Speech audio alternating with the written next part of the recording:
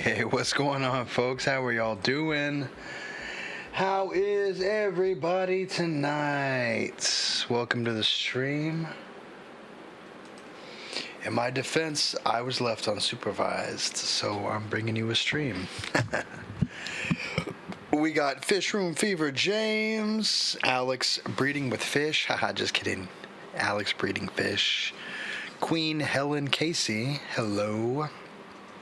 Dan Slee, Yandere Shiki, Punchy Paints, and HC Aqua. Hey Jesse, and hey Pam, how are y'all all? We're already off to an awesome start. Hopefully everybody's great.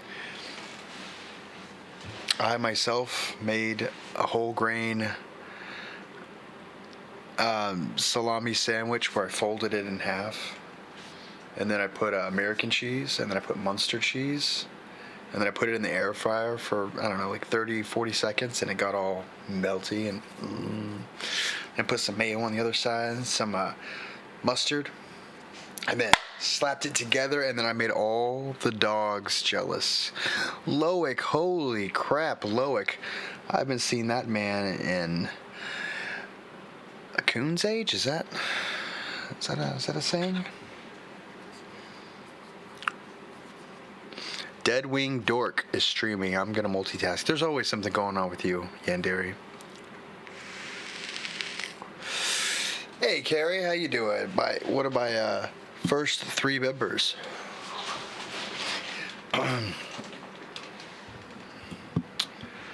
I'm terrible. I should have it written down so I don't have to keep asking. Wait, what? Oh, wait. What was that? Hey, Dan, can you shoot me your address? Then you can get it changed. Oh.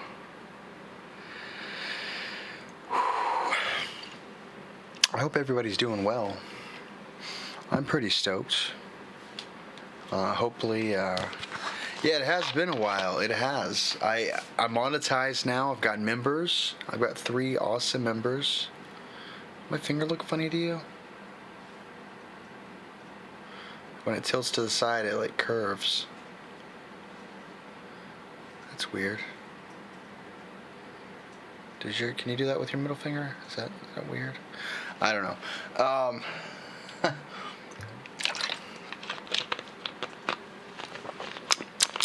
Still drinking this damn water. And I'll have another one when this one's done.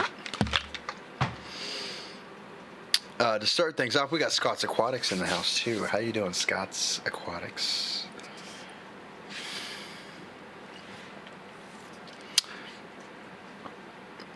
You too can be a member. I don't expect anybody to do the $9.99, $24.99, or $199.99 membership rolls. I might make another one that's like 99 cents or something. I don't know. Or maybe make one that's like $3.99 or something. Just like barely over the $1.99. I don't know. Something. You guys let me know what y'all think. I think it's pretty cool.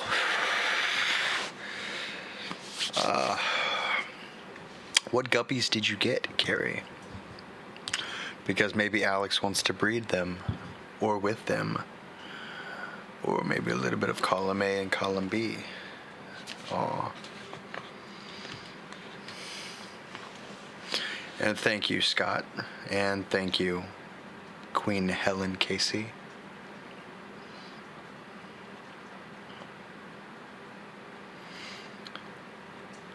Ross Spence, can't wait for the 24-hour stream. I haven't decided yet, but y'all might see me sleeping for at least 8 hours of that stream. I don't know yet. I'll have to wear clothings. And we got another member. We got Loic RC. Welcome to Creeper. You sent Cinia a semi-creepy poem on Instagram. I would check it, but I'm rendering a 3D. You can't see that. Lower. I'm rendering right now in 3D. I got this really cool app. It is called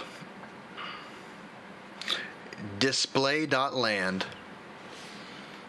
It's free. Y'all should get this app, and you just go around with your smartphone, and it'll give you clues like back up, or you're going too slow, or tilt up, and you can make 3D images that you can upload. You can upload 3D stuff to the cloud and then view it and then put it into actual works of art. Hey, Mama, how you doing? It's my mama, everybody. Say hi to her, please. LOL, I'll help eat some time if you need help. Just making it everyone's sleeping. Well, we will see. I might need people to do some overtime for me.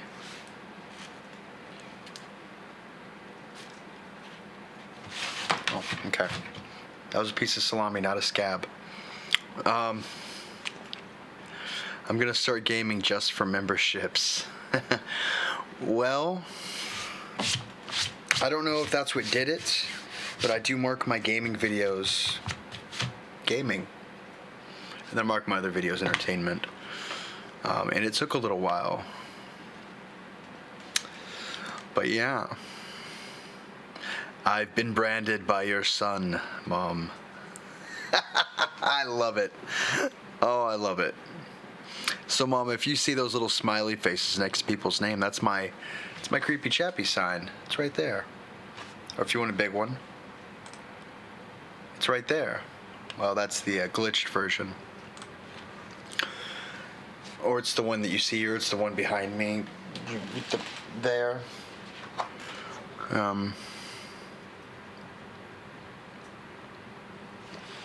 Hey, Holly. How are you doing? So, we're gonna get into some creepy stories. Gaming is a 1K minimum. Everyone else is a 30K minimum. Well, there you go. I mean...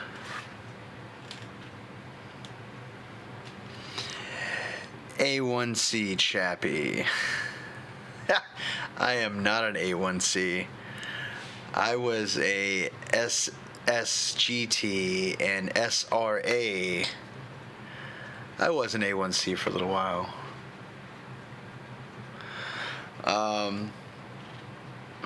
Hopefully that's what you mean by that, Farmall.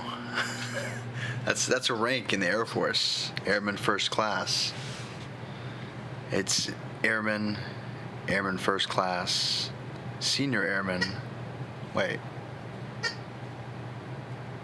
Oh, I'm sorry. Basic Airman, Senior Airman, Sergeant, Staff Sergeant, Tech Sergeant, Master Sergeant, Senior Master Sergeant. Did I get Tech Sergeant? I can't remember my own ranks. Or the ranks that I... Whatever. Don't judge me. I don't think I'm missing any. Basic Airman, Senior Airman, Staff Sergeant, Tech Sergeant, Master Sergeant, Senior Master Sergeant, Chief Master Sergeant. That's E8.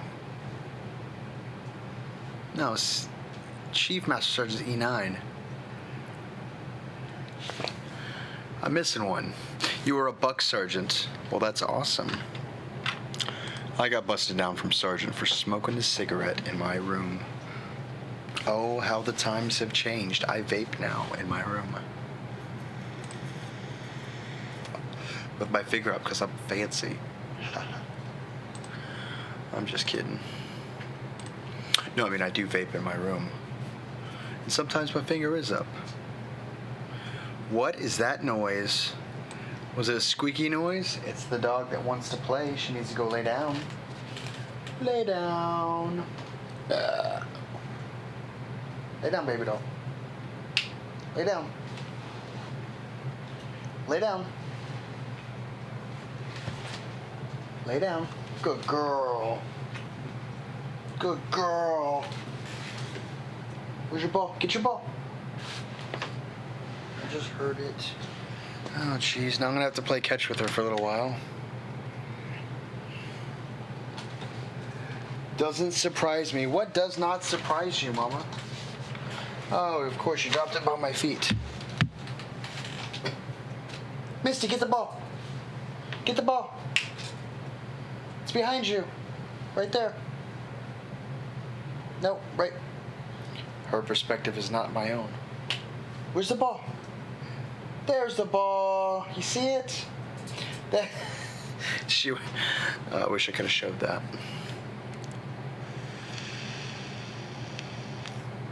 Senior Master Sergeant, that's what I said. It's Staff, Master, Senior, and then Chief. Staff, Tech, Staff Sergeant's 5, and then Tech Sergeant, then Master Sergeant, then Senior Master Sergeant, then Chief Master Sergeant.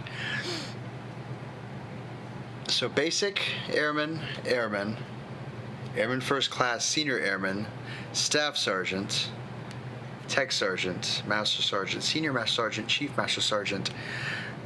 I thought I said all those. I still remember my, the service before self, integrity in all we do, and what was first? Well, I kind of remember them. I remember 2 out of the 3. Whatever. Staff, Tech, Master, Senior, and Chief. Yeah.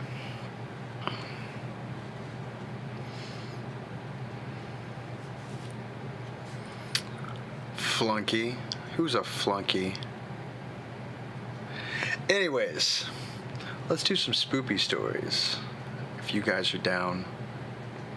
I like the spoopy stories. How about I sign in the chat? So I can get to see what y'all are saying and type back. Before any session, we always apply our Bird's Bees just like this. Just on the lips, just a little bit. Just a little bit on the lips. Oh, You know it's Bird's Bees because it's got the buzz by the USP, UPS, whatever it's called, the little barcode. It's right there. Those just ones and zeros. There's a little recycle sign. But I haven't recycled my old one. I might sell it on eBay for 50 cents. I'm being ridiculous. That thing is still processing. Wow. Oh, good old coffee turtle.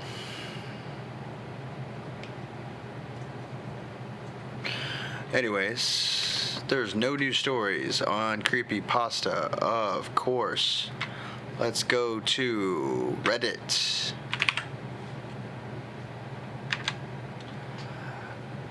No slep.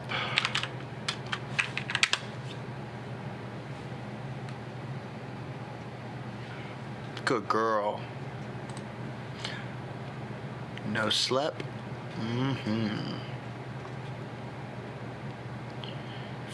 Your face, your porn.mov. Neat to see something farm related. My grandfather started with breeding horses. Make up a story. Nah, man, not right now. Maybe on the 24-hour stream I'll make up one.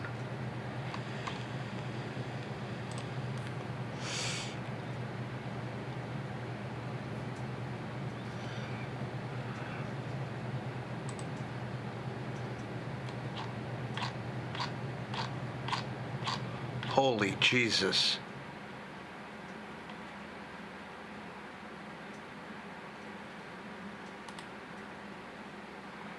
That's a long one.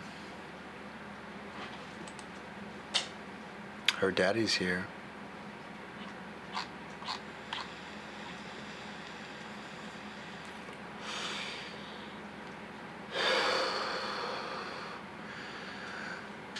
Quincy the Fancy Owl, how are you doing?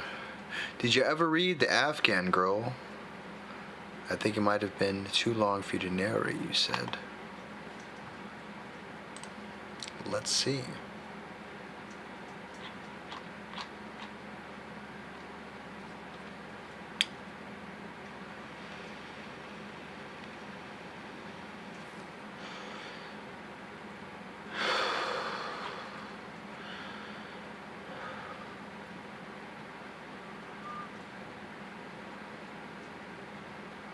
It doesn't have a very good rating.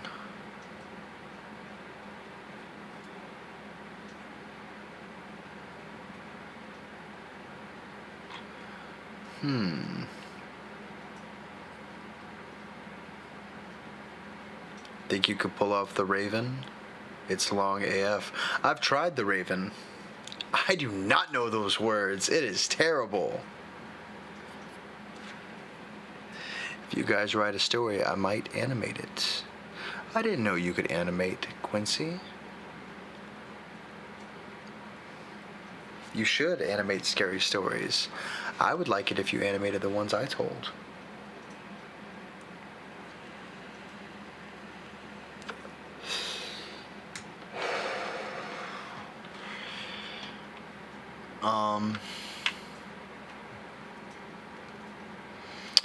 Where did...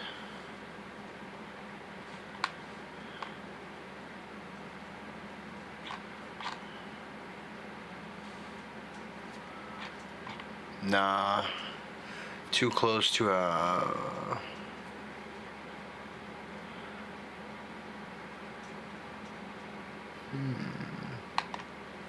How long is this one?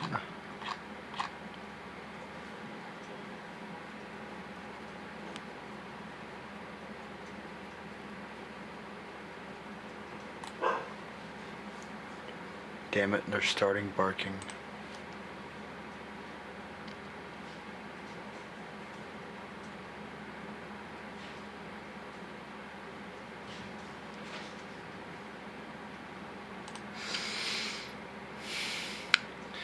Not that bad, just a tongue twister.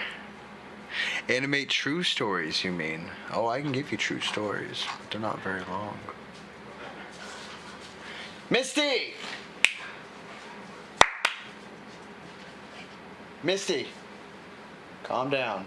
What's up, man? Hey, can you shut my door, please? I'm gonna put Rex and Finley in there. There we go. That's better. Dogs can be loud. They're gonna be loud right next to my door now. Oh well. Let's do some spoopy stories, folks. Here's a story. It's called "A Mysterious Man Keeps Showing Up at My Work. I Finally Learned the Truth About Him." You spelled my name wrong, but that's fine. But you're lurking while you're on your way, while you're on your break. I appreciate that.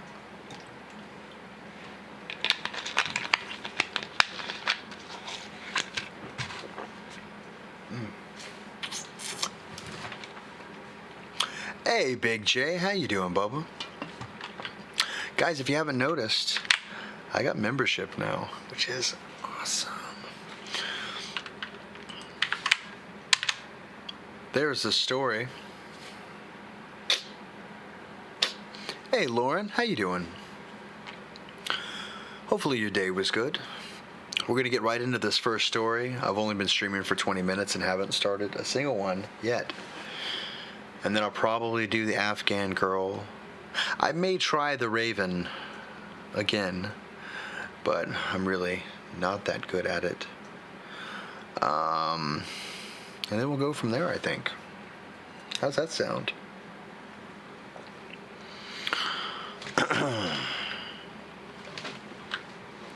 Sitting on my foot.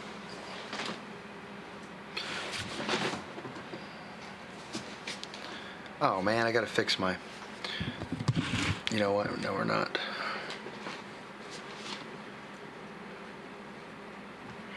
There we go.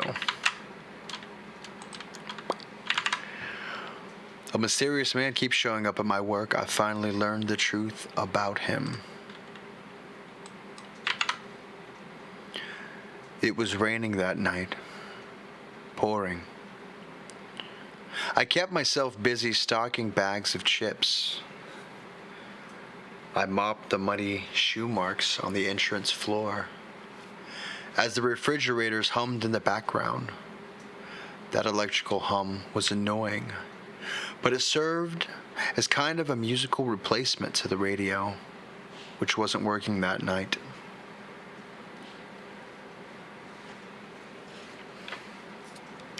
My friend Ethan secured for me this job at his grandfather's gas station.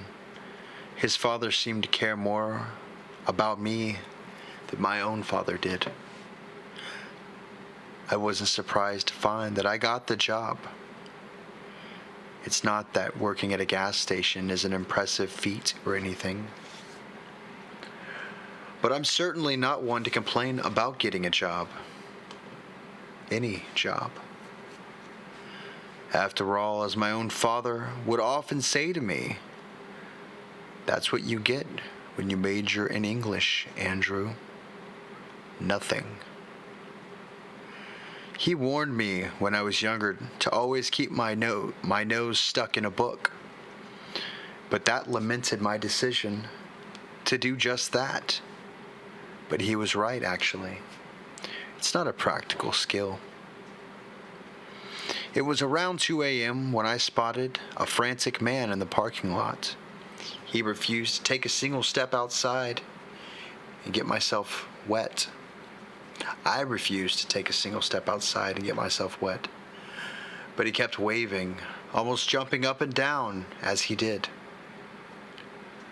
I worried for a moment that he might have been injured, or was at least some kind of emergency. It definitely looked urgent. There's a hair or something on my face that's bugging me. It was dark, but the gas station's logo illuminated the entire parking lot, coloring it in blue and white.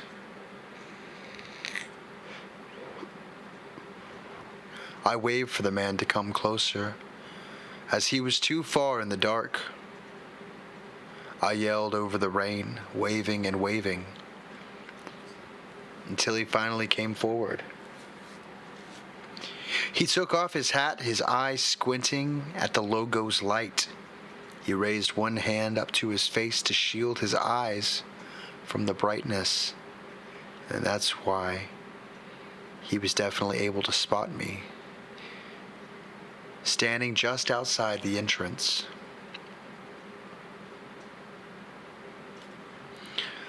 The man was quite tall.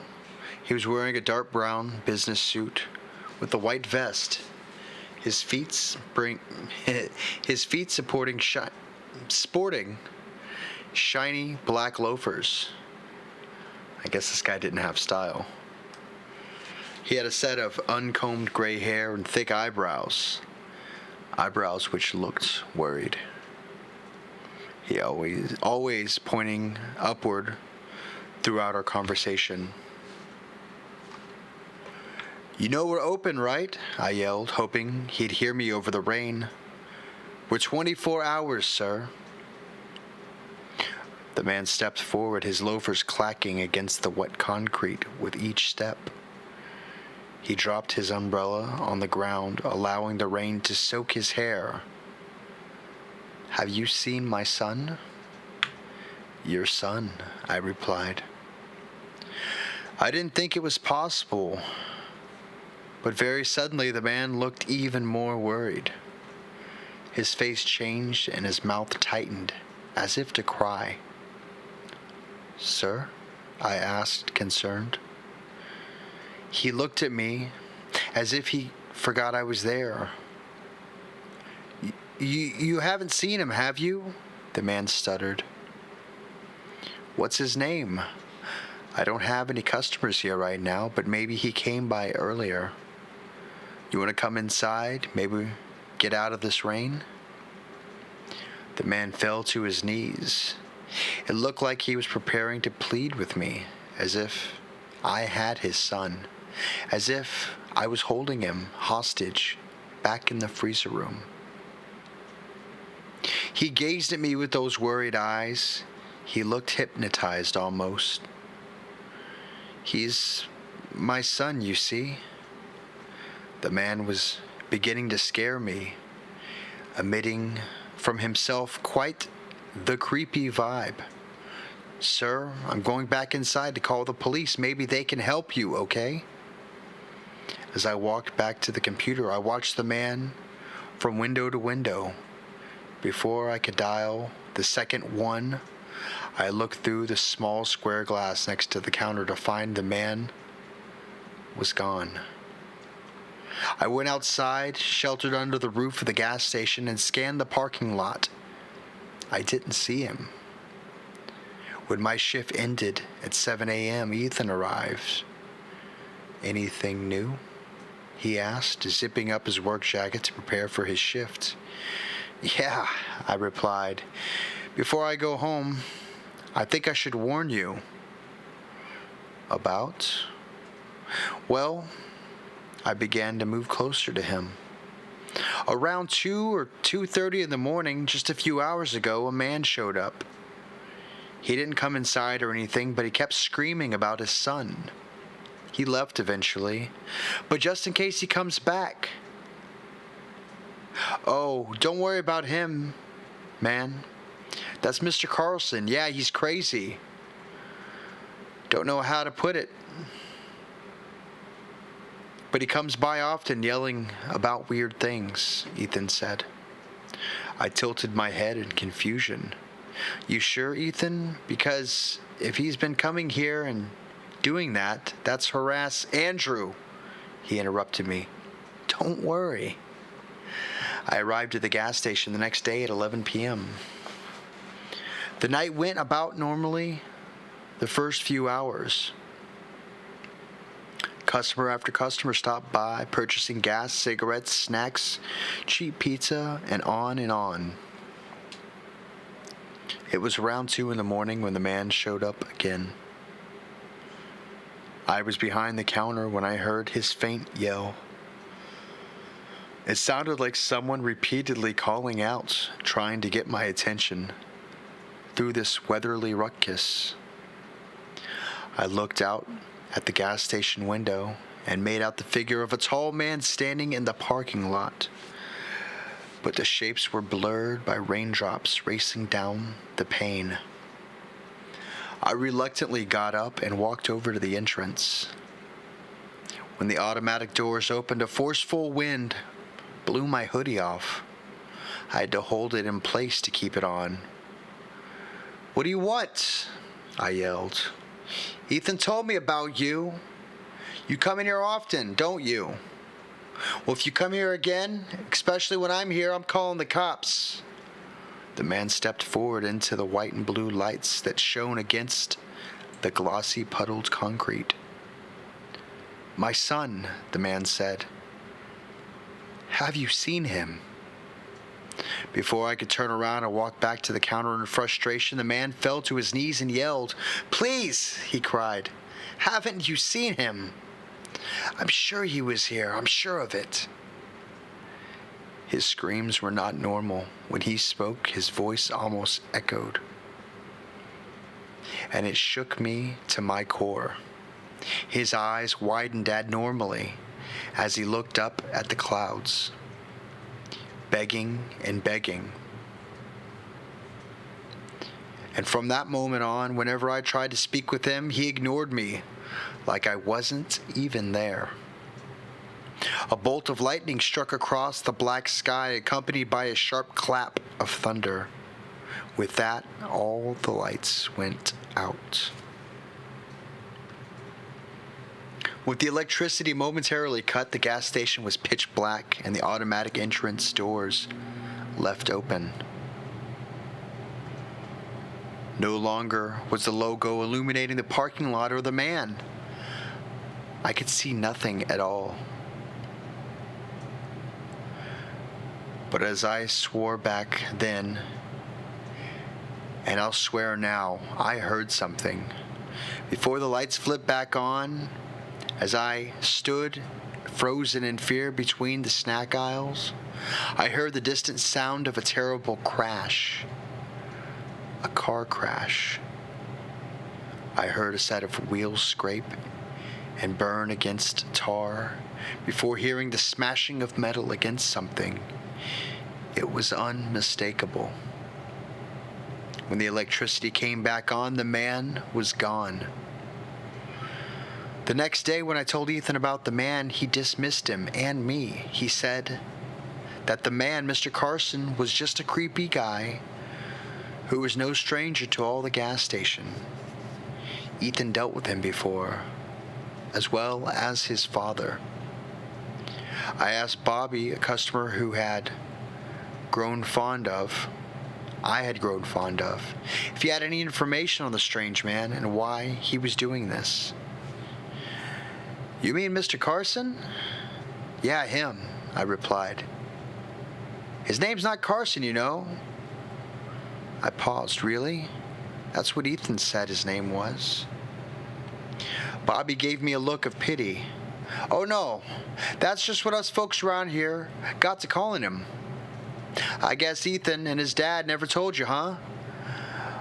Well, in that case, I won't either. They must have a reason for not saying nothing. Probably didn't want to scare you." I responded by squinting my eyes at Bobby. "What? What are you talking about? They didn't want to scare me. Could you at least tell me this tall, mysterious umbrella man's name? I'm the one who has to deal with him during the night shift, you know." He put down a pack of mint gum on the counter and looked behind himself. "I really shouldn't tell you this, Andrew, but his real name is..." Bobby's phone interjected in our conversation. It did look like an important call, so he gave me an apologetic look and left the gas station. But just when I thought he was gone, Bobby came back inside and slapped a note on the counter. He told me to give him a call when I was able to, if I ever wanted to learn more. And so I did. Words are hard. Words are hard.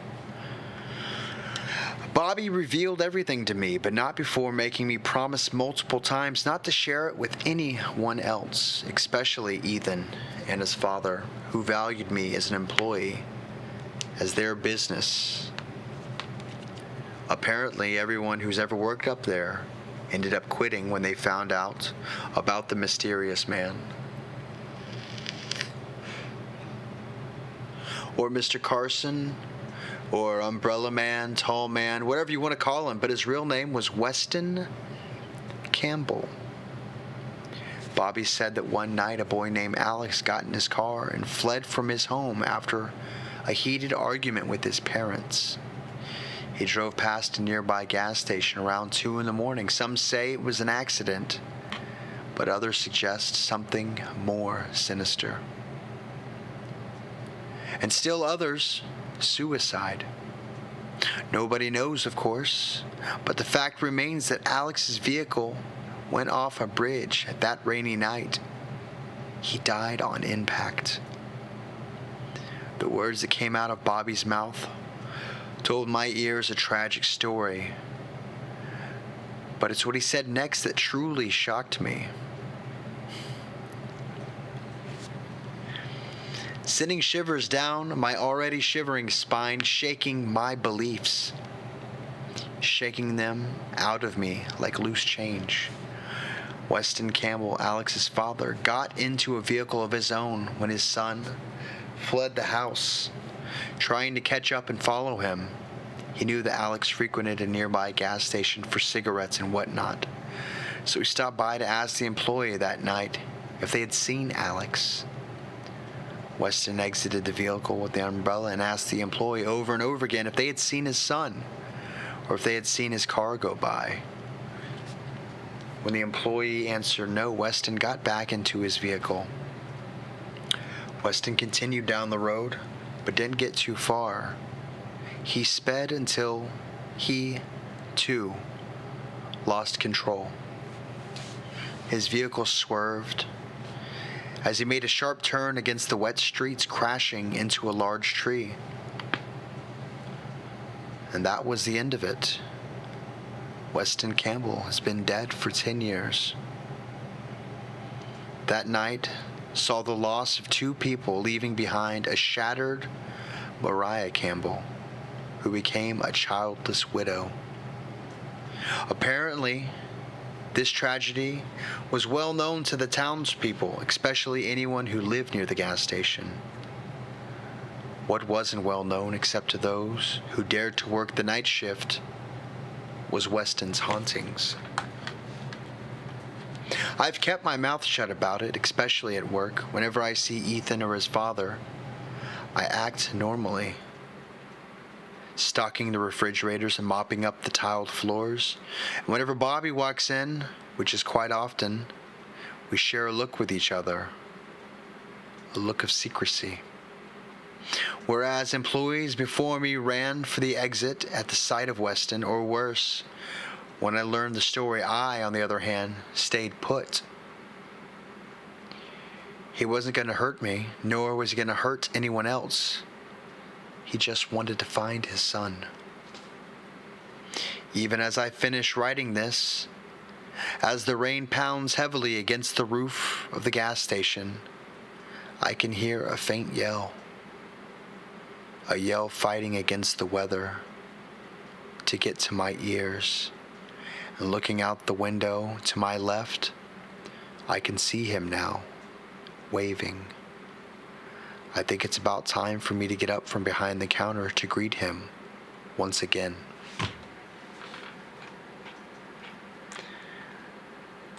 I really like that story. That was a pretty good one. That was a...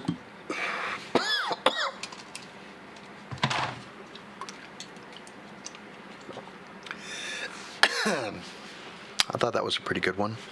It wasn't really that spoopy. It was 16 minutes, 16 viewers, 16, 16, 16.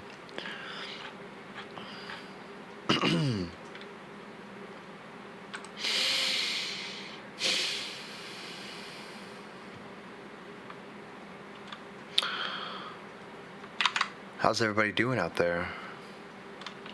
Are there wet faces in the audience? The ghosty ghost wants to find his son. I've got to fix my little thing. Hang on. That sounds bad. I'm glad that we're all adults here. And when I say thing, you don't go crazy. But of course, by saying something like that, I'm welcoming Horn Dog into the room. We'll see. He's coming. He knows. He knows. What if Horn Dog was our creepypasta? Our entity from the beyond.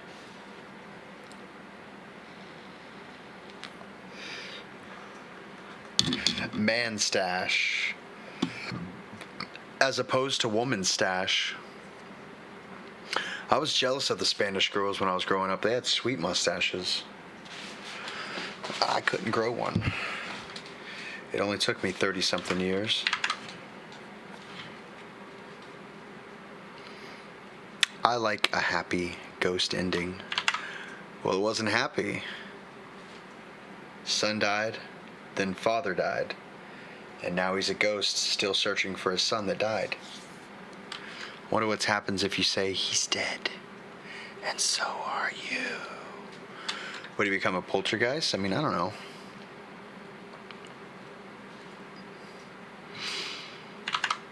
I like that story. Thank you, Jay.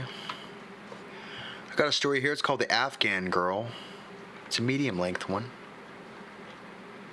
Let's give this a read, shall we? The linky link is... Oh, I believe Horn Dog is an entity. Woe to those who block him. But he has a friend and isn't hurting people. Hey, Julie. I mean, it's something, right? So here's our next story. Oh, look at that. You can shrink their webpage and you lose the sidebar. That's wonderful. I like that. I like creepypasta.org. Creepypasta.com can learn a few things. I might take a smoke break later. I sort of want to get a water. Stand by 1 second. Throwing shade. Like a ninja star? I don't understand that term. I'll be right back. Let me get one of my sparkly waters. Ooh, fix my nose ring. Give me 1 second, folks.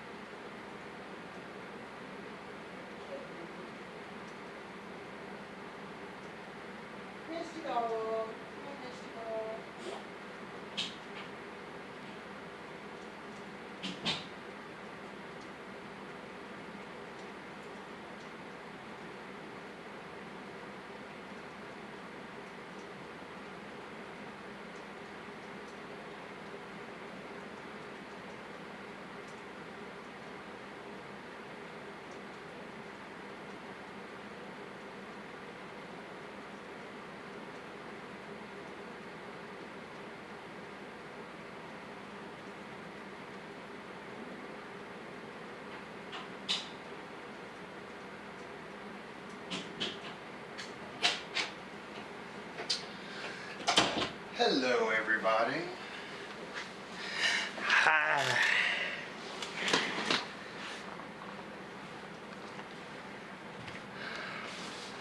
Throwing shade.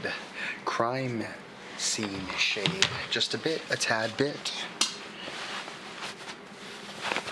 Hello, Lady Griffin. How are you?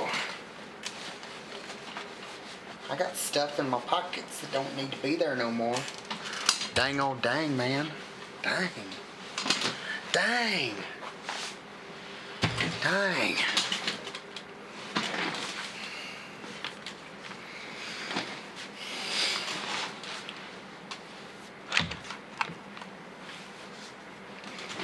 All right. We've got peaches in cream as opposed to strawberries in cream. I don't know if you can even read this. Yeah, you can read that. You can read that. Still here, just listening while I work on a project. Are you putting hamster arms and legs on a piranha? That would be truly terrifying. You're good. Well, thank you. You like my poo?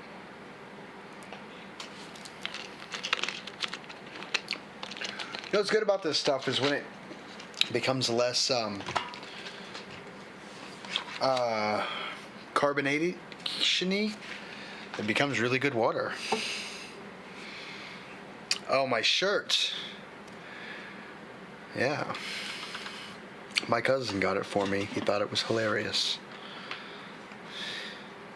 He liked girl water. Nowhere on here does it say girl water.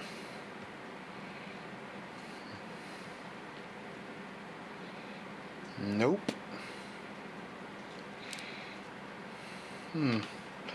I'm secure enough with myself to drink pink water. Nope. Editing videos and images together. Like that. Dan, I am no good at that stuff. I could probably learn, but I don't wanna. Oops. Nopes. There we go. Okay, I've got the new story up.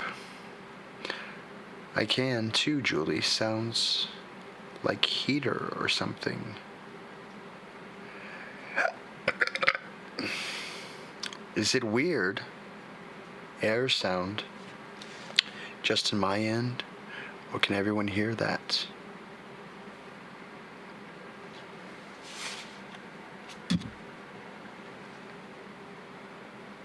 You hear the computer.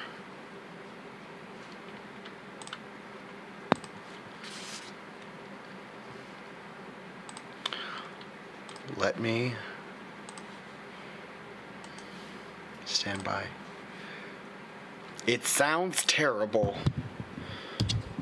You sound terrible. That just happened.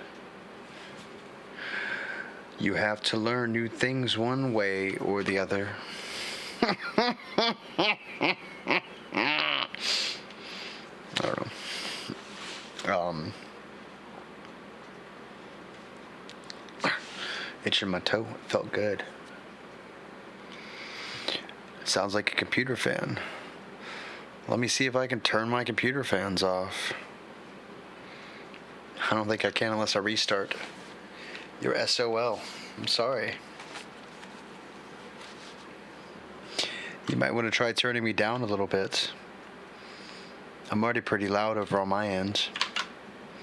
But headphones, cringe fest. Whatevers. Alright, well, let's do this next story. It's called The Afghan Girl. Sounds ominous. I only learn naughty things. Like putting peanut butter and jelly on opposite sides of bread and eating it that way. I think that's a naughty thing.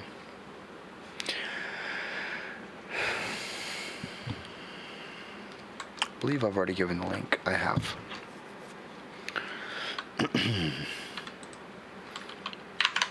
Afghan Girl. It was another cold night that night. I remember it vividly.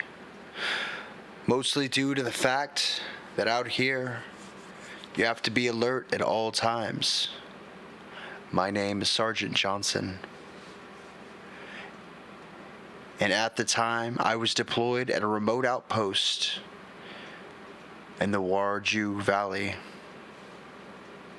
This valley is known for its high level of insurgent activity in the Warju district, Badakhshan province, Afghanistan. I was deployed for 7 months, and I have to say the toughest thing, other than the usual rocket attacks, was missing my new wife back at home. Maybe that's why less than 1% of American population joins the family. As an infantryman in the United States Army, there's not much that scares me anymore. I've seen the worst of the world and what it has to offer. This night, on the other hand, was different. To this day, I still cannot explain what it was that happened that night. It was 2300 hours on 24 of December 2005. One more day until Christmas. There I was on guard duty in the northernmost guard tower, cleaning my M4, ready for whatever the Taliban had to offer to ruin the holidays this year. My relief will not be arriving for another 9 hours. Hey, Sergeant. Beautiful Christmas Eve, isn't it? One of my soldiers, Specialist Smith, one of the best men I'm honored to serve with. That it is, Specialist, I say as he hands me a green monster he received in a care package from his family back home. Green Monster is my favorite. No one should be alone on the first moments of Christmas, says Specialist Smith. Thank you, I said. We sat there for the better half of an hour, talking about family, reminiscing on the hobbies we have back home, such as fishing, drinking beer, and telling war stories. It's about 030 hours on December 25th when Specialist Smith stands up and says, "Well, Sergeant, it's about time I get out of here and get some rest. The squad and I are going out on a foot march in the valley tomorrow." Roger that, Specialist. Merry Christmas and be safe out there, I said. See you later, Sergeant, said Specialist Smith. Alone again, I thought as I sat there and resumed cleaning my weapon, keeping an eye out for any nefarious activity, when Private Dust appears, saying, "There was reporting that came in a moment ago, but someone's been seen in the command building, which is located a few buildings south of my guard tower. Currently, the command building is off limits to all personnel due to its renovation. At night, it should be secluded. Sergeant Lieutenant Hall ordered me to relieve you so you can go and check out what's going on," said Private Dust. "All right, Dust, you're in charge. Don't burn down the tower when I'm gone. I'll be right back." As I climbed down the tower, I couldn't help but wonder what exactly it could be. It's probably just a dumb private trying to cause some trouble. This post is locked up like Fort Knox. The only way an insurgent could get in here would be to tunnel underground. That, on the other hand, is very unlikely. It wasn't until later that I found out my thoughts were completely and utterly wrong. Before I tell you what exactly happened that night, perhaps it would be better for you to know what happened to me 2 years ago on my last deployment in Afghanistan. It was a hot day in Kandahar city. To be exact, it was July 13th, 2003. I was a specialist back then. My squad and I were on a convoy to go root out insurgent activity and the local populace. We were about halfway there when an IED exploded and rolled over the Humvee. As I exited the destroyed vehicle, I couldn't help but notice the small girl lying on the side of the road. I walked over to see if she was okay.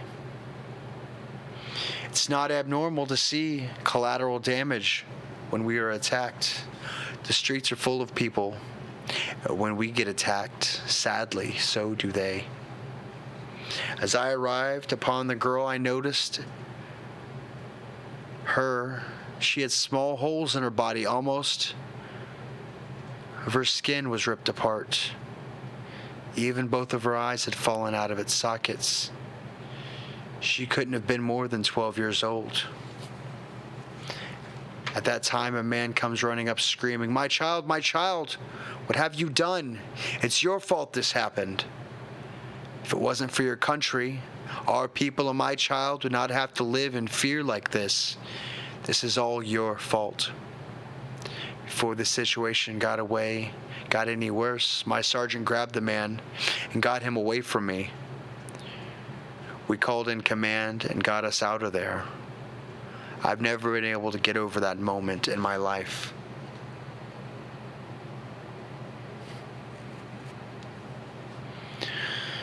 Back to that Christmas Eve night when I arrived at the command building, when I couldn't help but get a strange feeling. Sure, it was a cold night, but the chill as I stood outside the door of the building was not one of those cold air chills. This was kind of a chill that creeps into your bones, that makes the hair on the back of your neck stand straight up. I'm not that kind of man that creeps out easily, but this time, this was different. I opened the door, and it's pitch dark inside. It's the type of darkness that sucks any light that may be resonating in the air. It was too dark to be exact. I want to back away, but I have my orders. There was no turning back. As I pull my mag light out of my pocket and turn it on, I can see down the hall. There are 2 doors on the left, which I know hold mostly clearing materials. and one door on the right, which serves as an auditorium. The auditorium is a large room, empty now, but for the stage and curtains. I check the first storage closet, and of course, nothing. As I proceed down the hall to check the second storage closet, I can barely make out a shadow that appears to be someone, or better yet, something dancing in the auditorium through the door window.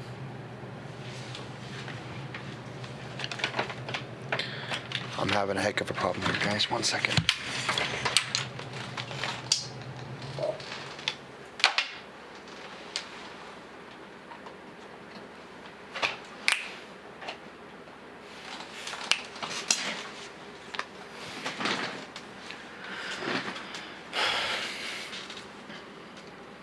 At this point, I'm on full alert. The chill of my bones is deeper than ever. I look down as a load of 5.56 round into the chamber of my M4 when my mag light cuts out. What the fuck? I could have sworn I changed the batteries a day before. As I look back through the window to gather situational understanding, what I see frightens me. Am I seeing things? At this point, the dancing figure is gone, but there is some low-hanging light flashing on and off, swaying from the ceiling. My mind must be playing tricks on me, as I tell myself. But no matter what goes through my mind to try to calm my fears, there is one thing that is certain. I do not want to enter that room. But in the end, I still have my orders. I'm one of America's greatest, right? I turn on my holographic sight before proceeding into the auditorium. Looking back now, I should have never gone in. As I entered, the quiet room is deafening. I search, but to no avail. Whatever was in there, whatever I saw, must be gone. Did I see anything at all? I began to turn around and leave the room to go back to my commanding officer, Lieutenant Hall, and tell him there is nothing in the building when it appears. When it happens. Sorry. That's when I see her. The same girl I saw that day 2 years ago that died in the IED blast. Except everything about her is completely sinister. I'm standing on the stage in the middle of the room. Is the girl beneath the overhanging light. This time I can see when the light flashes. The girl is not standing, rather she is on all fours, only upside down, and like a crab stance. She looks the same as when she died. She has small holes around her body, and her skin was ripped apart. The only difference was her jaw was missing, and blood was pouring from her eyes like faucets. I was frozen in fear. I could not move an inch. I was absolutely petrified. And that's when it let out a terrible blood-curdling scream and began to move. Every time the light would flash, she would be closer and closer to me. I finally gained the courage to move, and I raised my weapon to shoot the beast. On the next few light flashes, I can see she is now sprinting in her weird, crab-like contortion. I pull the trigger and let a round fly.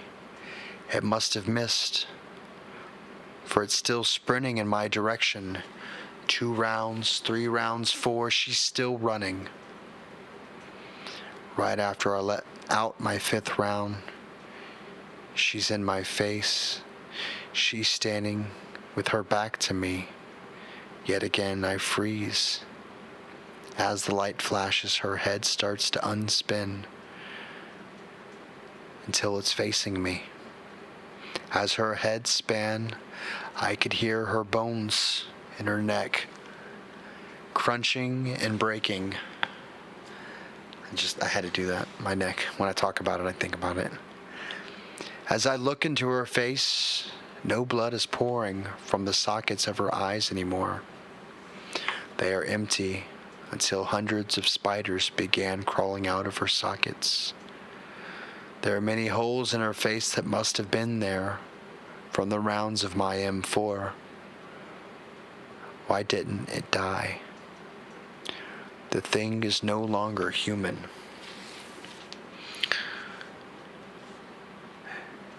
She says in a whisper, "You have killed me and numerous other Afghan people. You shall now reap what you have sown." Then she lunges right at me. Right before she makes contact, I hear the auditorium slam open, and she's gone. The light is no longer on, and Specialist Smith is in the doorway. "Sergeant, what happened? I heard gunshots."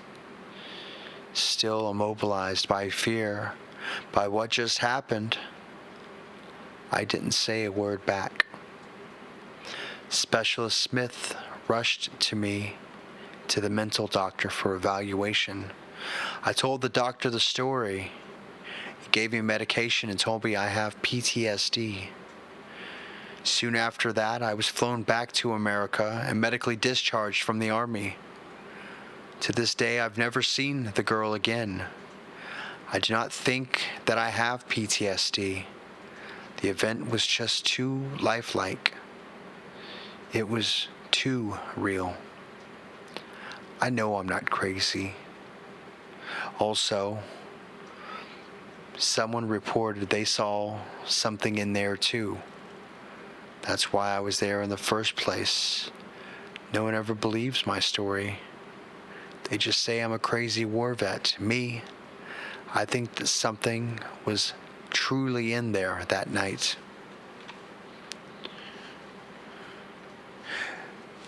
You never know what is lurking in the darkness, under your bed, in a dark alley, or in a strange building. But what I do know is that the darkness breeds terror. You who are reading this may not believe me, but take this advice. When you're alone in the dark, stay alert. You never know what is hiding right around the next corner.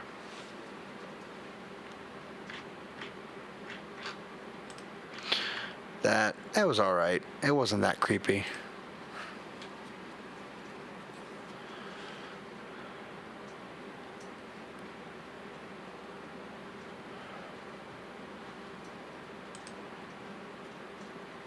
Oh God, the story is cringy. Why is it cringy?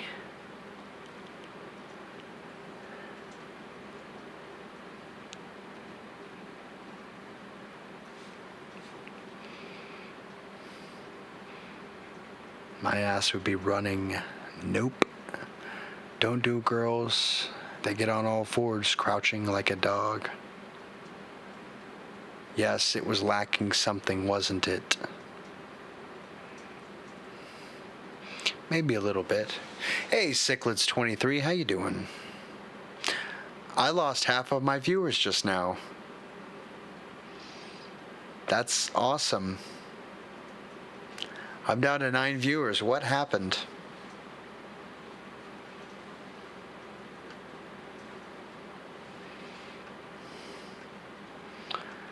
All right.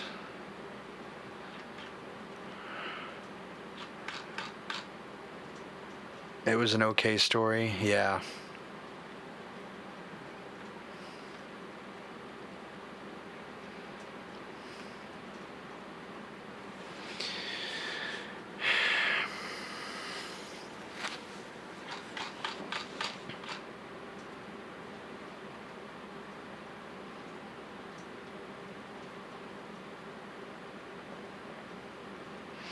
At least he gave you a new site to look at as well. Well, everybody posts the same things on all the sites. The Fish Fam left. Yeah, they did. Who's streaming?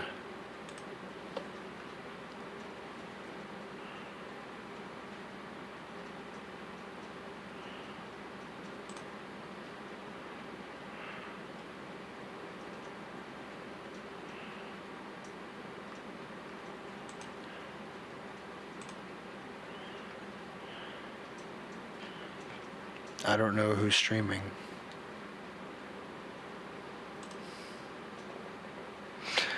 You would have chopped her head off with the butcher's knife you carry around.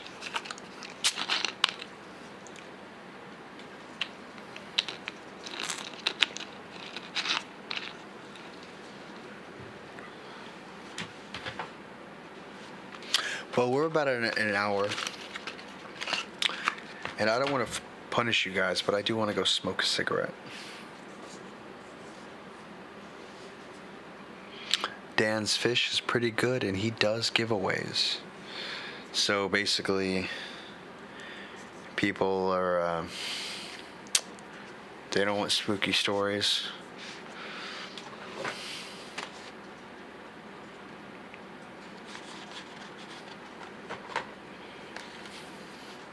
I gotta give this thing away on my 24-hour stream. Or I'll just plug it into my computer and have multiple cameras. Ooh, that'd be pretty sweet, huh? Right, so if y'all will pause and wait with me for a little bit, I'll be in the chat. But I'm gonna take a small break, a smoke break, if you will. Oh, I just squeezed a testicle. I did not think it was there, and I just was trying to... They want fishy giveaways. Yeah. Bribery is no way. Look at me. I'm bribing people to come to my 24-hour stream by giving away a crappy camera. It's not crappy, it's the one you're seeing me on. It does 1080. I mean, I say crappy because it's not my DSLR, my Canon, whatever. I'm not even using it right now.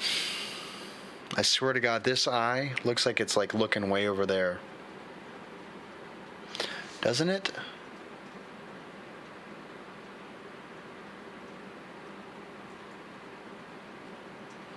Does it look like I'm cross-eyed?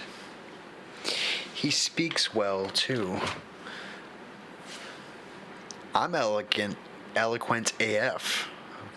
So, what? And my hair's fancier. Look at this. Look at those curls. Look at that. I don't even brush my hair. You think Dan's giveaways are rigged? Maybe.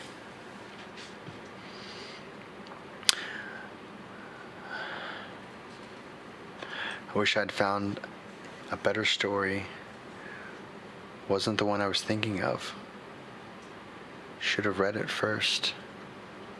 Dark Fruit, was that you that gave me that story? You're on timeout now.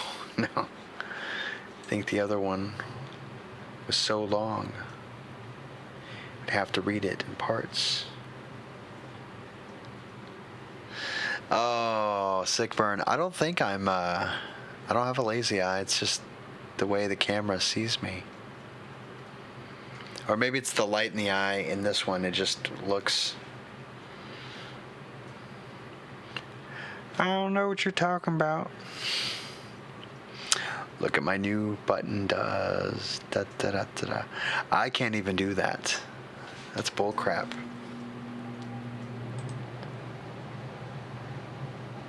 Oh, I can.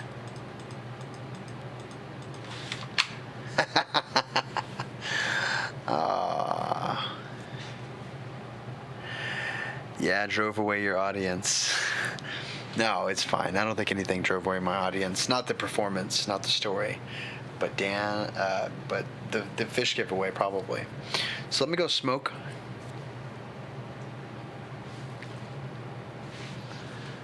Oh, and this thing is still processing. We'll see if that still processes. Let me go do my dirty habit, and I'll talk to y'all on YouTube.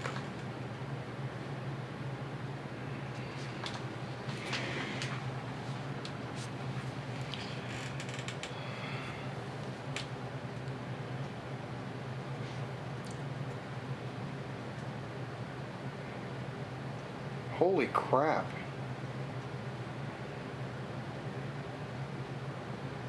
It made my room in 3D. Like, pretty good rendition. Not super great. But alright, give me a second. Let me put on some music. Let's play some...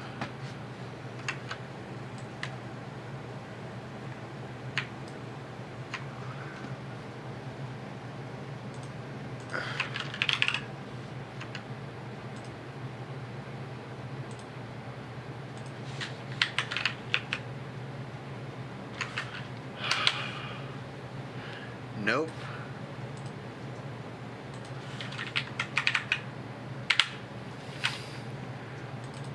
Let's try that. Let's open a folder.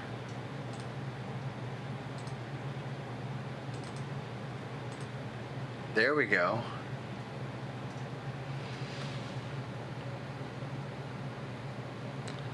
Let's go to that one. Here we go. I'll be right back. Well, my habit is not a dirty one. Alright, give me 1 second, guys. Well, longer than a second. Maybe someone say turn up the music. Where the freak is my mouse?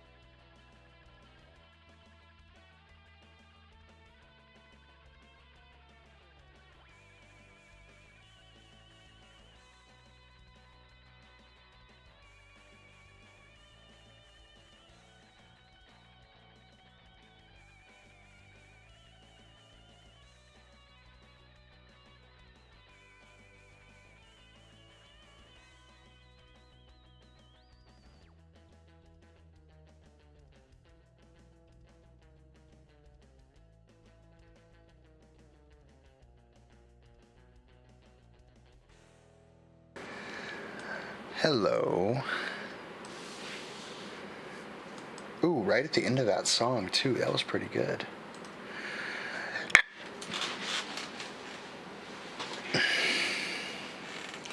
Well, I mean, he didn't come from my loins, Chappy, but yes, I will call him my son.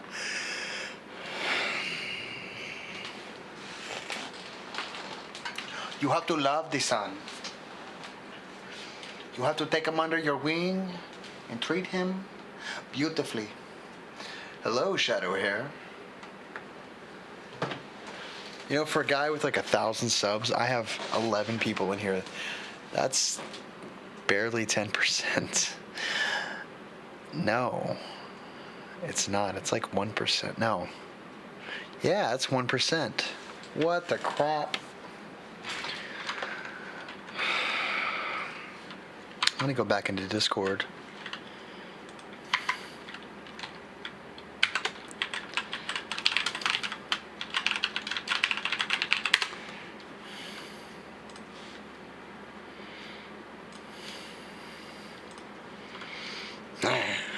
Bastards. I do love him. You love him, but you talk mean to him. I'm just kidding.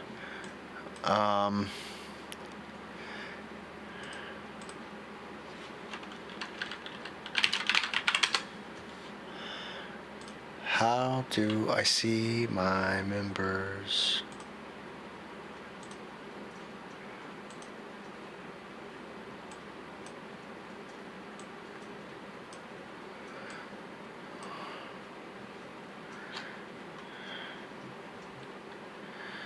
What the crap?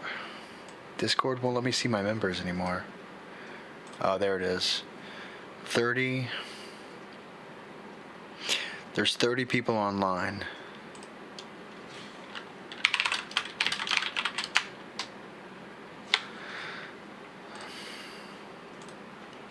Still only 9 people. Doing a Minecraft building stream, isn't he? Later, Chappy, your friends will be humph. Oh, you're leaving? Oh, that's okay. Who is live right now? Doesn't look like Dad's live. Let me refresh. Dad is live.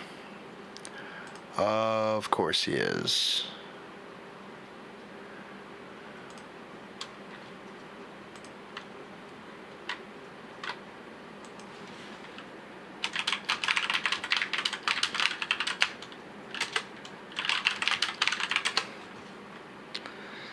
And he's been live for 1 hour and 39 minutes.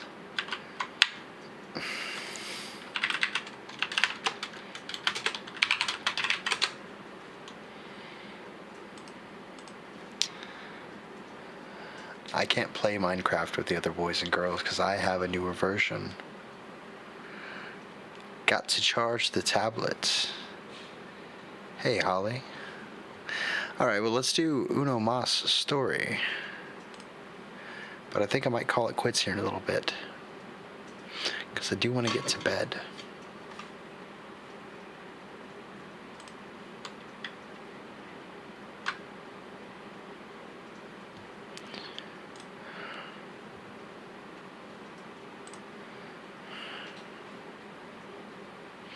I don't even want to read right now. I just want to talk. So he said he was going to go for 3 hours. Dad was? Oh, man. Well, that's fine.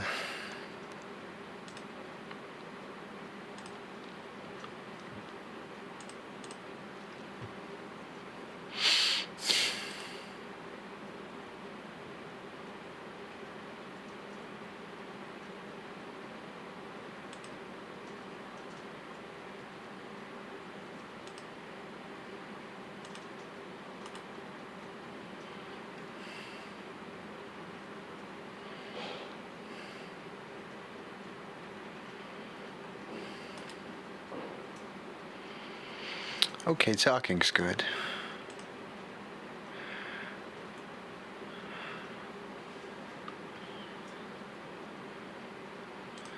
I don't know.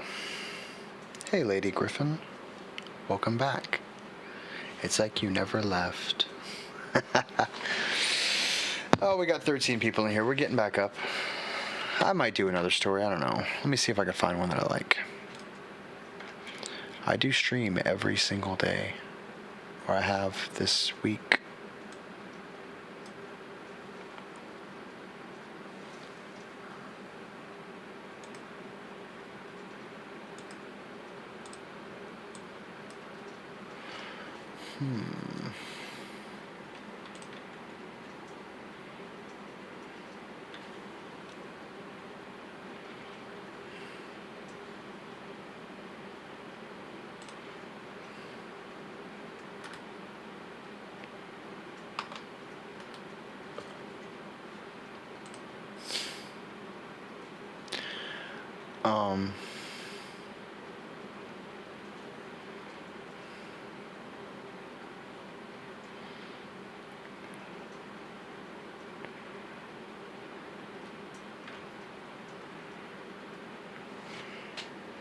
I cut myself.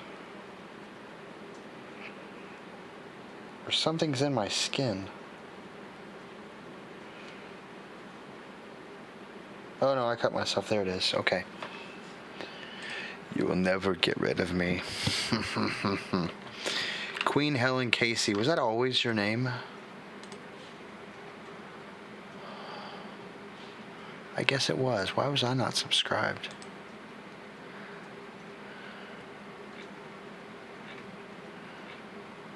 Wow, you have a lot of videos.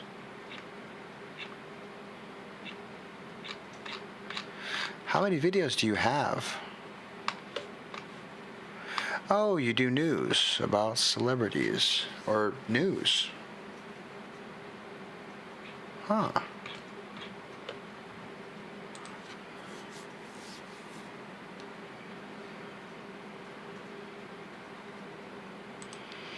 Even if you bully me and all that jazz, I'm still going to be here.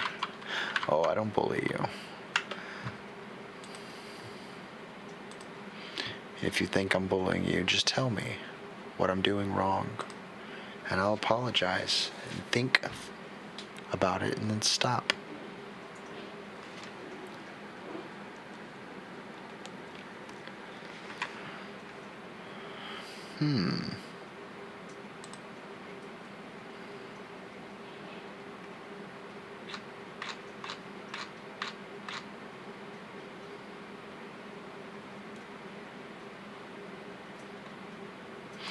I don't want a sad one. Someone said, Jesus, that's sad.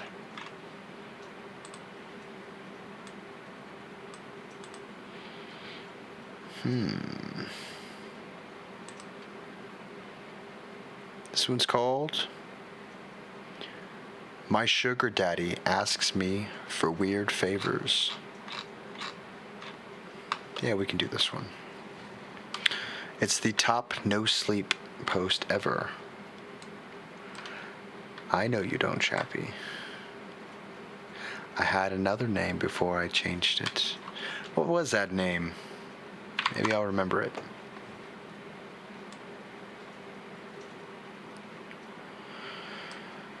You say something silly like fart doctor. No. Woolly bully bully bully. I've had enough bullying to last a lifetime.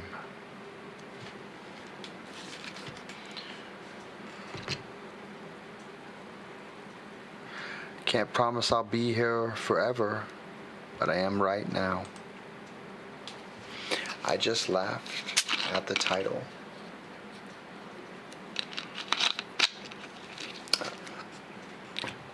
A girl's gotta make her cheese.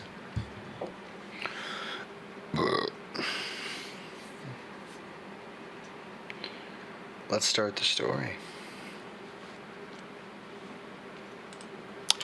I gotta remember to stop recording when I'm doing these.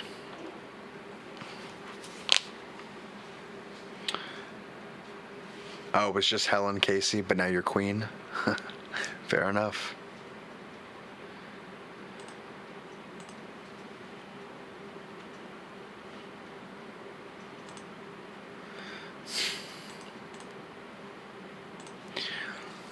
Here's the story. His Tinder profile said he was 45, but he looked to be in his early 30s at most. Looking for a sugar baby. 700 weekly. No sex. It sounded too good to be true, but as a broke university student, I was willing to take my chances. I swiped right, and Tinder let me know it was a match. His message came seconds later. Hey there, sweetheart. I cringed at the word. I hated it. But $700 was $700, so I sucked it up and replied, hey, winky face. I'm just going to say wink. His name was Jack, and he told me he owned his own business, although he never specified what kind of business it was. We talked for a while before he asked me for my Venmo to send me the first payment. After a few minutes, I got the notification.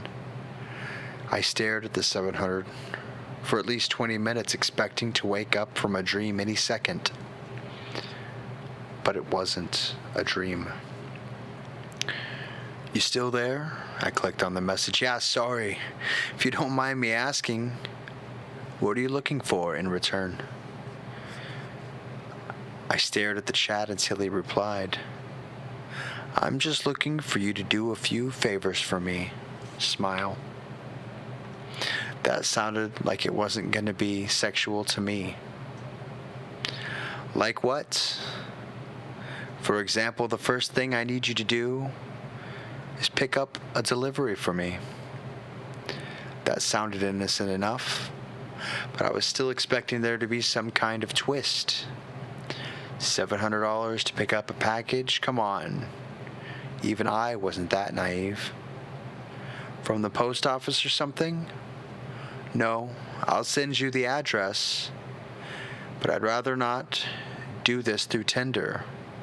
You got Kick, or can you give me your number? Kick, what was this, 2011? I decided to give him my number instead. He texted me the address immediately, followed by the address to his house, where I thought I would have to drop off the package.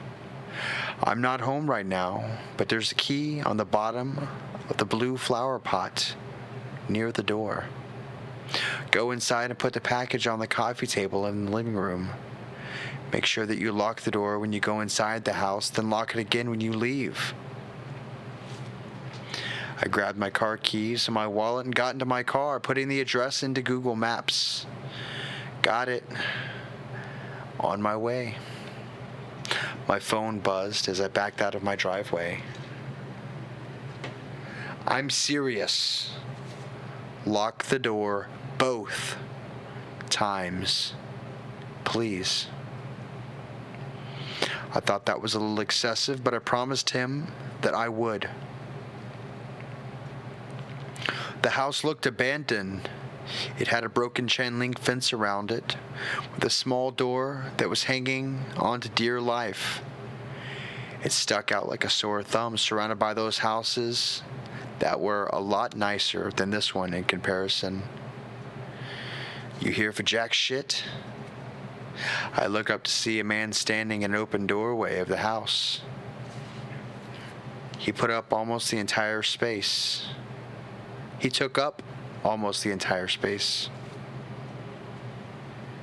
Gotcha.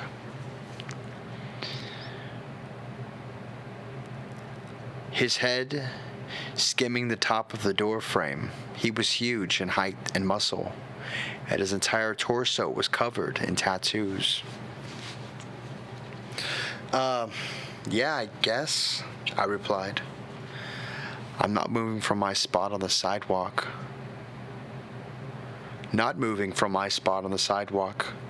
Stay right there, he said. I did. I actually don't think I would have moved even if he had asked me to.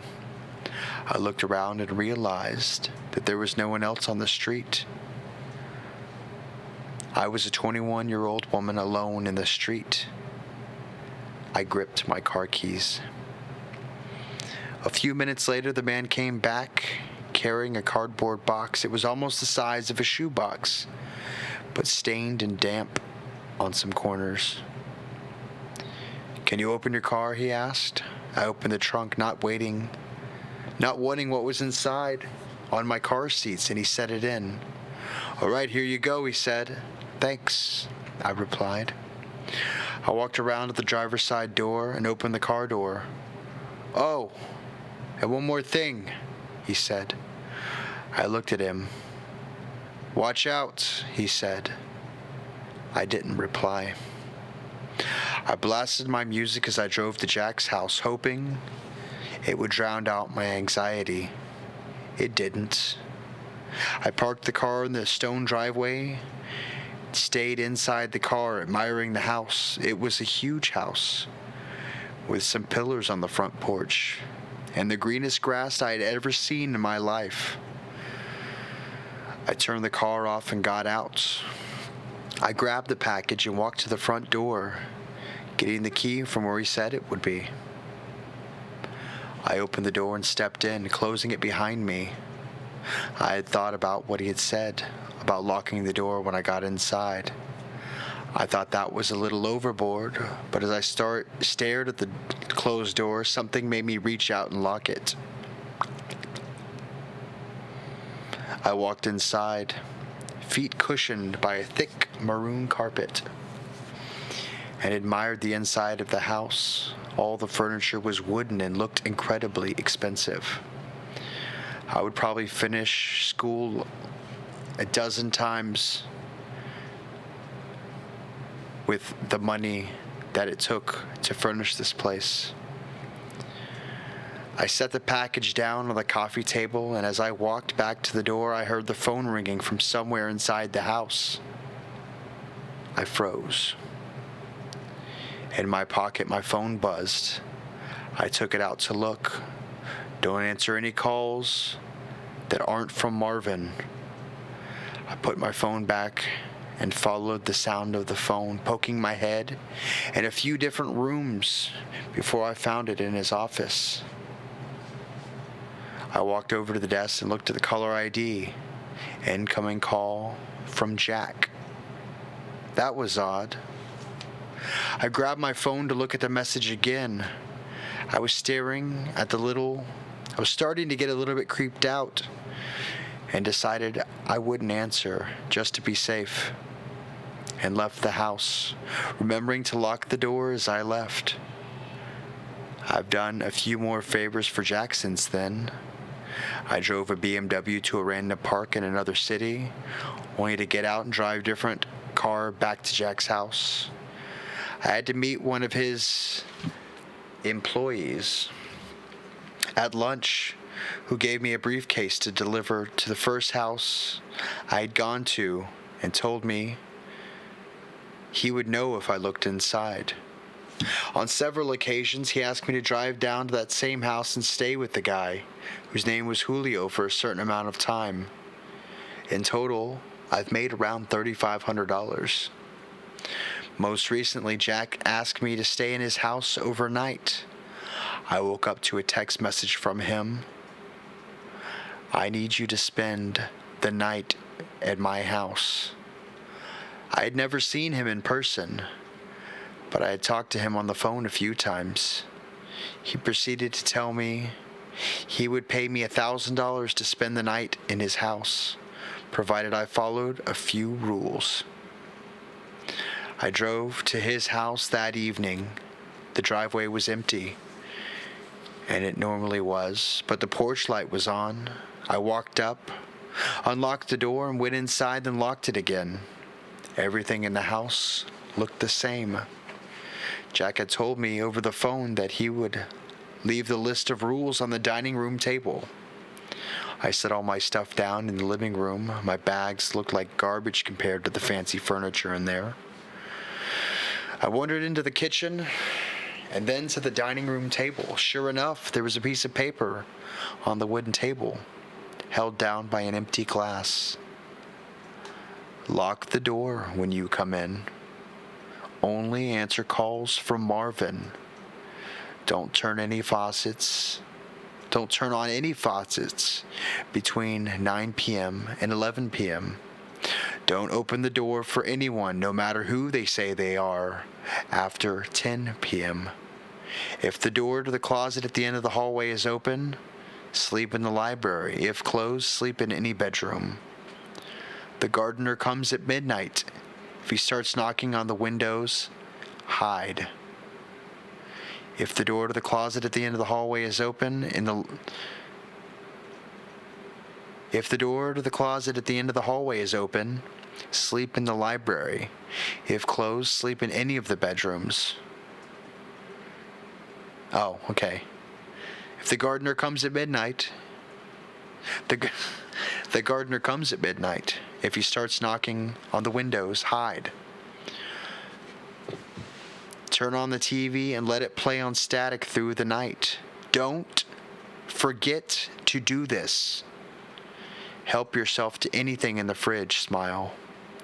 I'll pay you in the morning. Good night. I made sure to follow all the rules. To be honest, I was regretting my decision. But seeing as I was already here, I was getting paid and decided to stay anyways. I figured as long as I followed all the rules, I'd be perfectly fine. Still, I felt a little odd. What was this? A haunted house? Nevertheless, I lounged around the house for a few hours. I was planning to go to sleep around 9, since that was the time all the weird shit would begin to happen. At 8:50, I brushed my teeth using the faucet for the last time before 9. I checked the closet in the hallway, and upon seeing it open, I moved all my stuff into the library and got ready to sleep on the couch. I locked the doors just in case. I laid on the couch, scrolling through my phone. I hadn't got any more messages from Jack.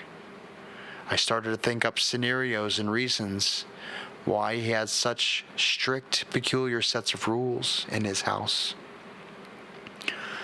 I dozed off at some point because at exactly 10:16 p.m. I was woken by the doorbell ringing. I was about to get up to check, but I remembered the rule. Don't open the door for anyone, no matter who they say they are, after 10 p.m. I stayed on the couch, trying not to move, paranoid that they would hear even the slightest sound. "It's the police, open up!" I didn't move. "Hello, it's the police. Open up or we're coming in."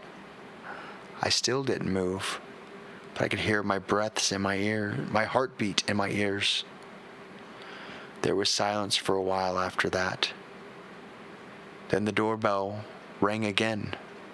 "Hey, it's Jack. Let me in." It sounded like Jack, but still, I didn't get up. He would have a key, wouldn't he? Why would he need me to let him in? This continued for almost an hour. Different people would ring the doorbell, announce themselves, then disappear when I didn't respond. I was finally able to fall asleep, and the gardener never came. When I woke up the next morning, I heard someone in the kitchen. I got up slowly and unblocked the door, as quietly as possible, taking my phone with me and walking across the living room into the kitchen. I stopped at the entrance and peered in. It was Jack. He was standing in front of the stove, stirring something as the coffee machine brewed his coffee on the counter behind him. "Hey, good morning," he said when he saw me. "Hi," I replied, nervous. I hadn't seen him in person before, but he looked exactly like his pictures online. "Scrambled eggs?" he asked, motioning to the pan with the wooden spoon. "Yeah, thanks. I replied, walking over to take a plate from him. I ate my breakfast and drank some coffee in silence. So how was it? He asked.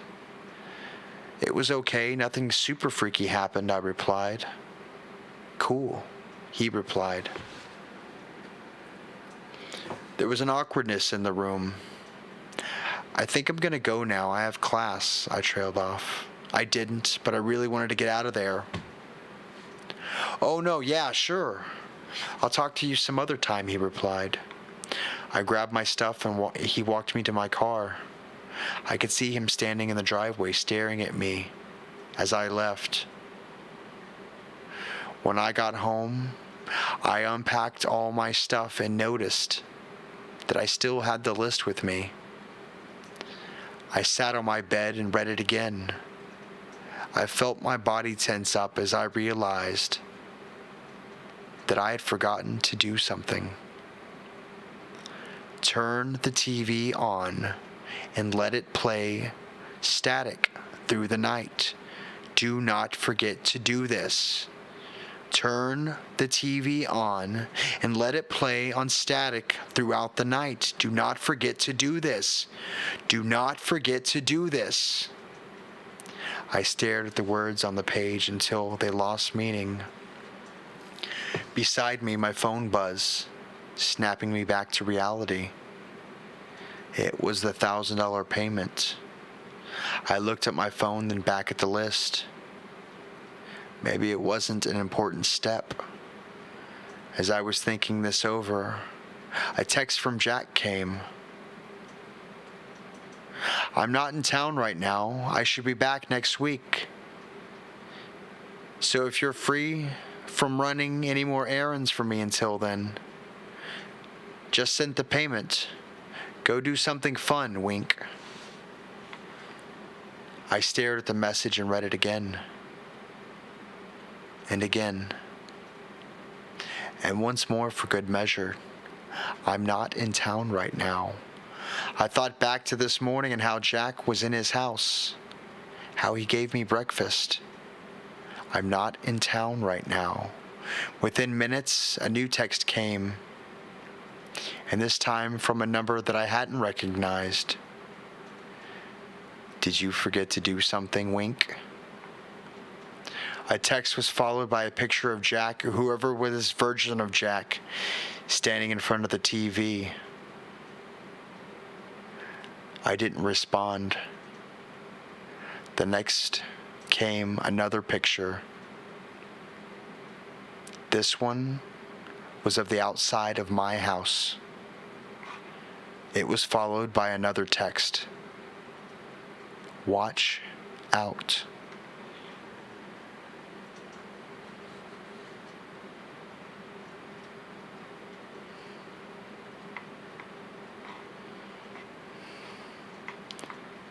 I hope y'all like that one.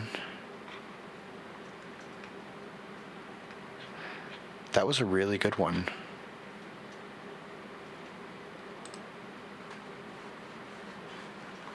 That was a really good one.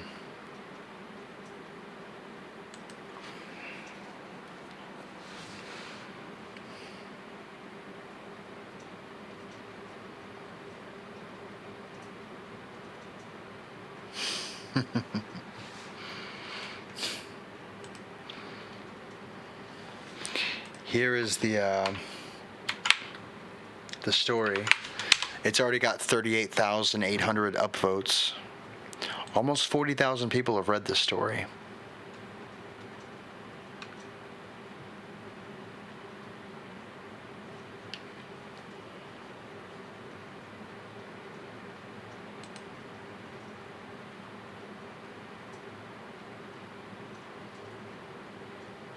Thank you.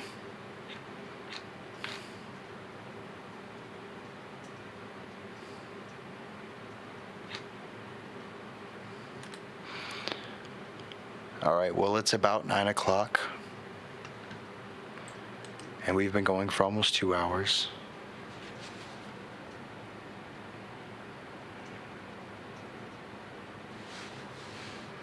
I was yelling to to the static. I was yelling to the TV on static. Turn TV on static. Aw.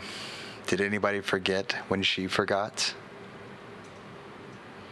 I thought I put enough emphasis in the word.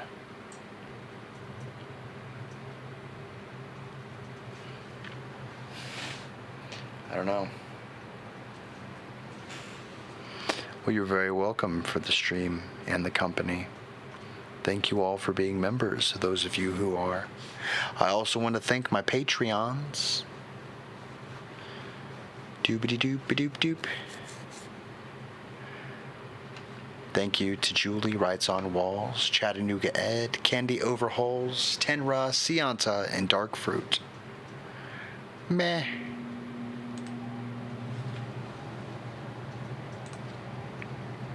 Meh. I forgot. I would have texted Jack and said, do not send me the 1,000. I forgot. I forgot. Oh no, I'm almost out of vape. I swear I think this stuff just like escapes.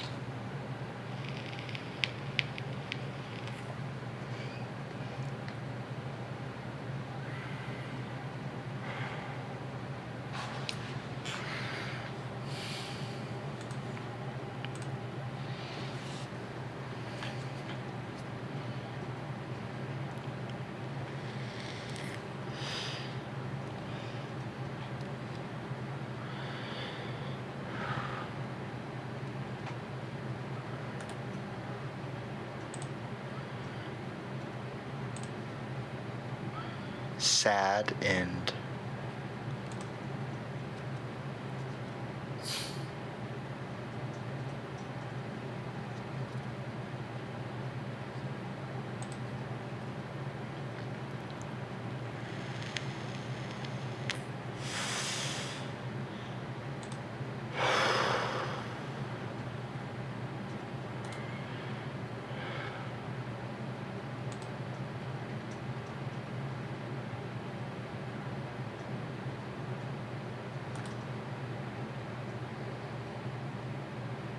Never trust sugar daddies.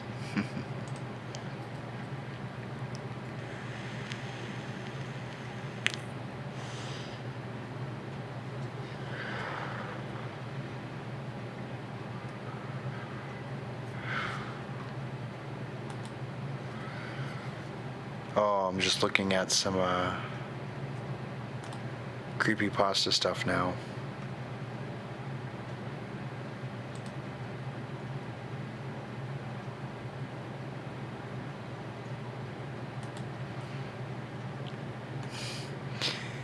Do you ever feel bugs on you when there are no bugs? They're the ghost of bugs that you've killed.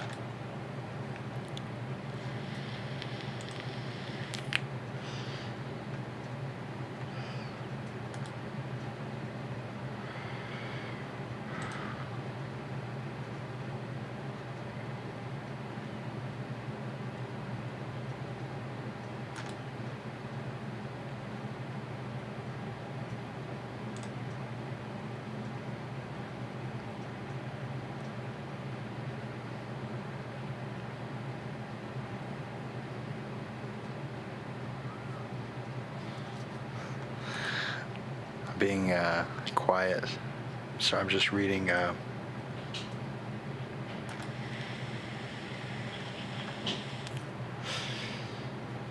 no, there's no way these are the top.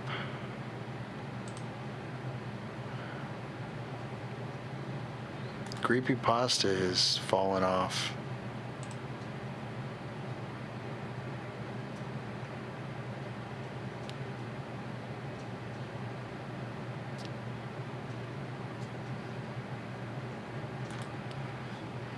Hmm.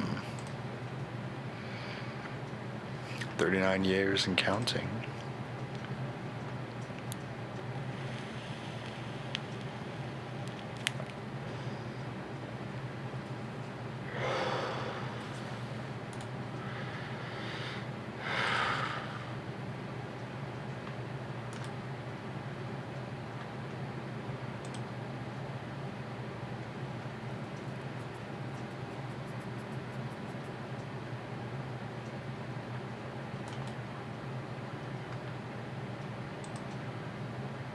I'm looking.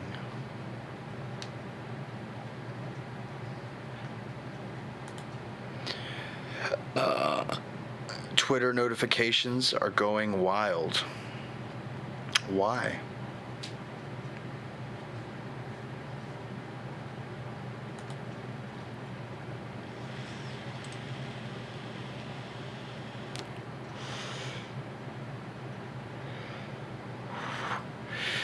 Jim receives a note under the door and is intrigued, especially because it's the closet door.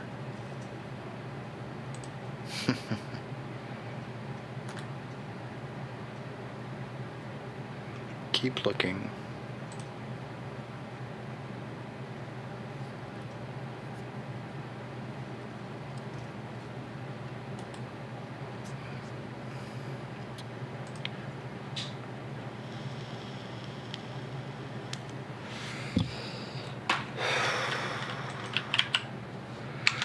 Let's see if I can log into Twitter. I've got 8 notifications. Hey, Terrell Chapman followed me. I'll follow him back. I got a message.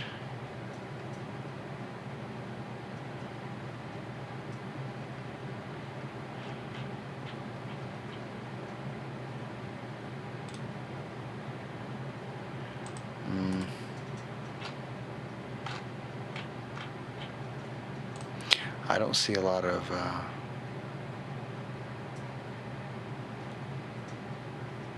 well,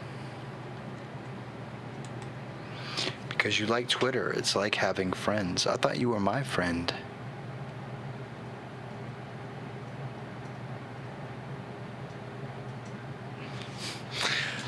Well, everybody, I'm gonna get out of here. It's 9:03. And this little boy doesn't want to lose his soul. Aw. But everybody, I hope that you have creepy dreams. And if you hear scratching at your door and realize it's coming from your closet, don't open it.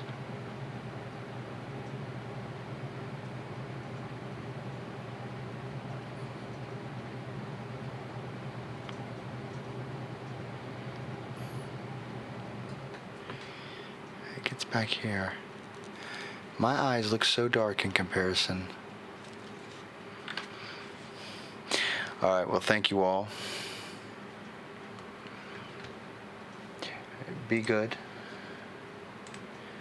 And until next time.